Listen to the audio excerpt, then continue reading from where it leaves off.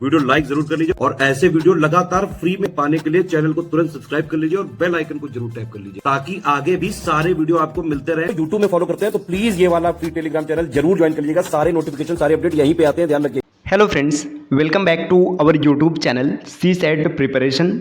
आज की इस क्लास में हम लोग यूपीपीएससी प्री 2024 के लिए सी सेट मैथ के यूनिट डिजिट कॉन्सेप्ट का डिस्कशन करेंगे।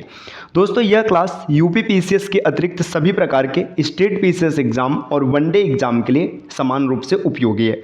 तो चलिए दोस्तों, शुरू करते हैं अपने आज के इस क्लास को। देखिए, अगर आप टीम के पेड कोर्सेज से जुड़ना चाहते हैं तो यहाँ पर कुछ इन्फॉर्मेशन दिए गए, आप इन नंबर पे कॉल करके पेड कोर्स से जुड़ने की प्रक्रिया समझ सकते हैं।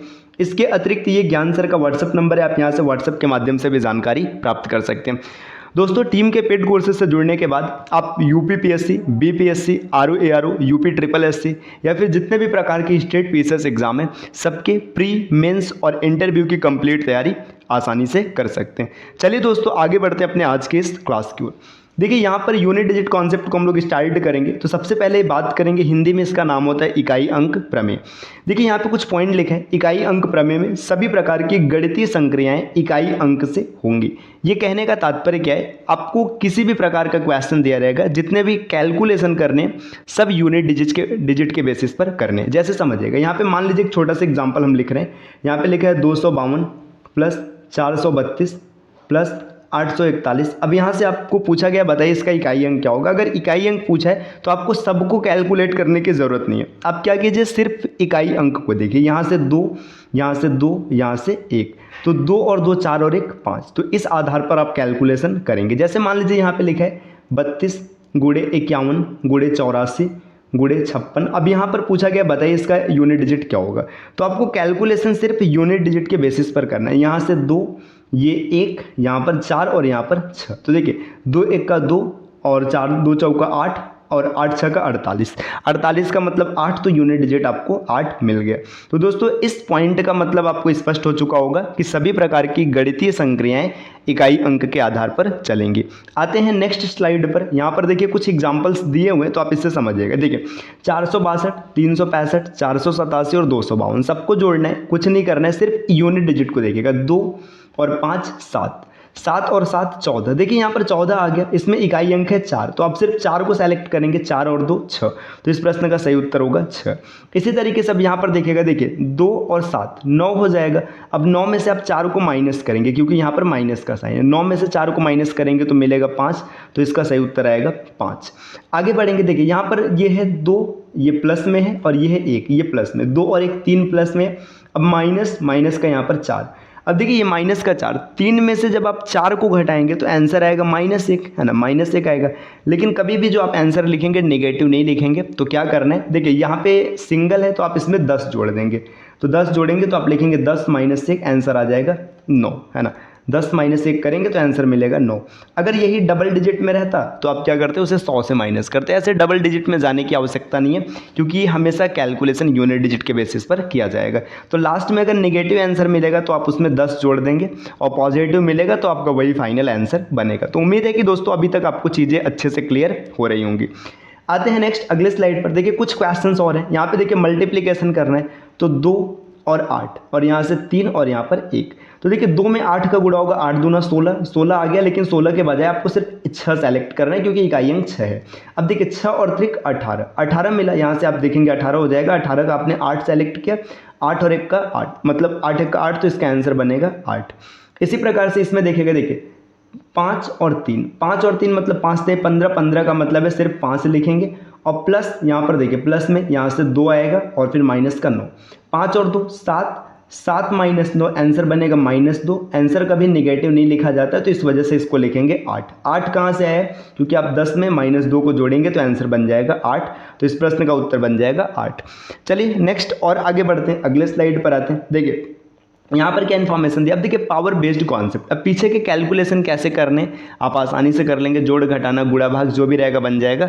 अब बात करते हैं पावर बेस्ड कॉन्सेप्ट, ये क्या होता है। देखिए, इकाई अंक 0 1 5 व 6 की घात चाहे कोई भी पूर्णांक हो, घात का मतलब है पावर, कोई भी पूर्णांक हो तो इकाई अंक अपरिवर्तित रहेगा। देखिए, अगर कभी भी यूनिट डिजिट 0 है, 1 है, 5 है, 6 है, तो पावर चाहे कुछ भी रख दीजिए, वो अगर इंटीजर है मतलब पूर्णांक है तो यहाँ से आपका घात हमेशा यही रहेगा। जैसे देखिए 185, इकाई अंक 5 है, पावर 432 है, कुछ सोचना ही नहीं, इकाई अंक 5 है, आपका पावर भी 5 ही बने, सॉरी माफ़ कीजिएगा, इकाई अंक फिर से 5 बनेगा। यहाँ पे देखिए 6 है, इसका पावर लिखा गया 1089 1089, लेकिन यूनिट डिजिट हमेशा इसका 6 ही बनेगा। आप इसको कैलकुलेट करके चेक कर सकते हैं। चलिए दोस्तों नेक्स्ट आते हैं अगले स्लाइड पर। देखिए यहाँ पे देखिए लास्ट में यूनिट डिजिट 0 है तो इसका इकाई अंक कितना रहेगा, 0 रहेगा। यहाँ पर देखिए 1 है तो आप पावर कितनी भी बड़ी संख्या रख लीजिए, आंसर हमेशा यूनिट डिजिट का सेम रहेगा। अब इन्हीं सबको मिलाकर के एक क्वेश्चन यहाँ पर दिया, इसमें आपको बताना है इस प्रश्न का यूनिट डिजिट क्या होगा। देखिए 6 है तो यूनिट डिजिट 6 मिलेगा, प्लस यहाँ पर 0 है तो यूनिट डिजिट आपको 0 मिलेगा, और प्लस यहाँ पर 5 है तो यूनिट डिजिट 5 मिलेगा। 6 और 5 11, 11 का मतलब यूनिट डिजिट 1, इस प्रश्न का सही उत्तर बन जाएगा 1। आसानी से आप ऐसे प्रश्नों को हल कर पाएंगे, आपको किसी प्रकार की कोई समस्या नहीं मिलेगी।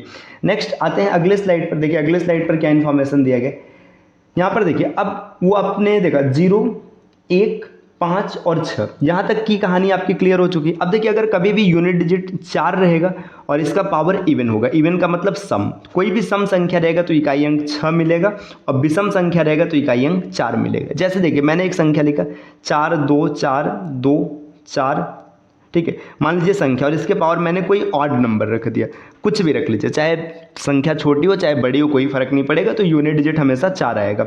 और अगर आपने सम संख्या रखा है तो यूनिट डिजिट 6 आएगा।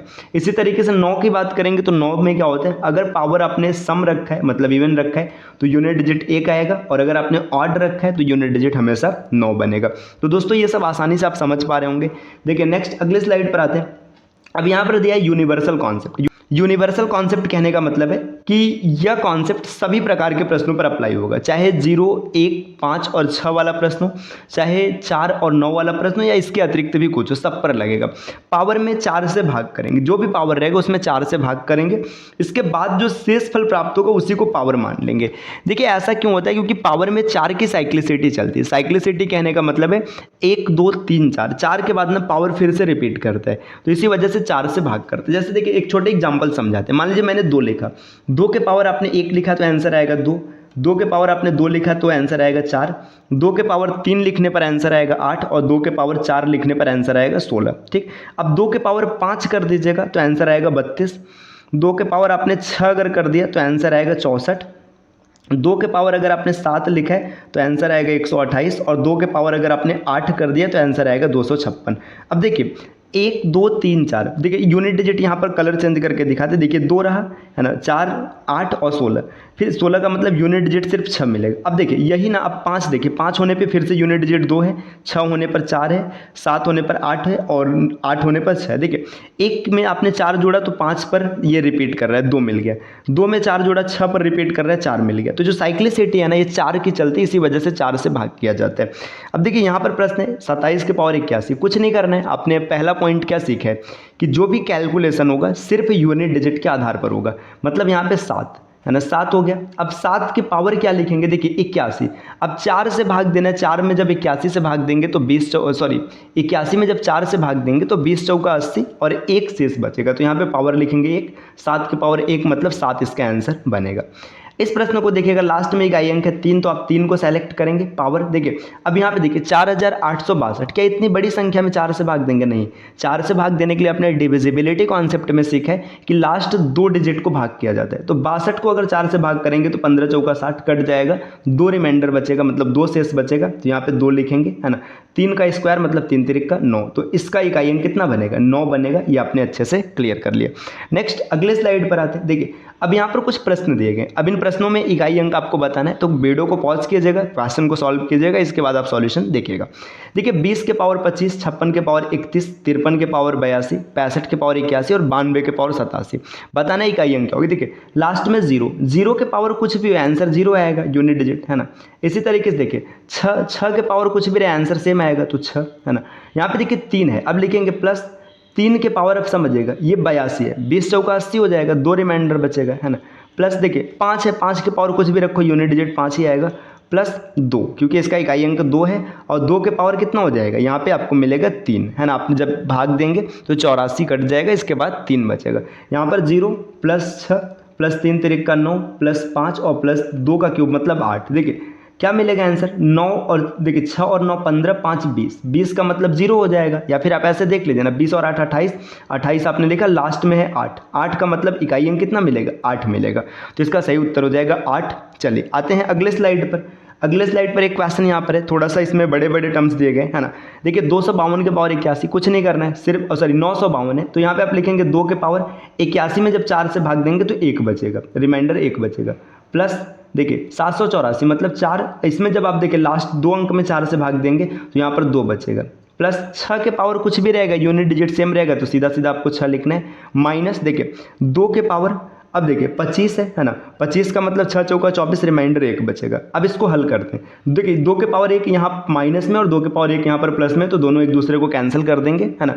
4 चौका 16 है ना, अब मतलब 6 और प्लस 6 12 मतलब 2 इसका इकाई अंक आएगा।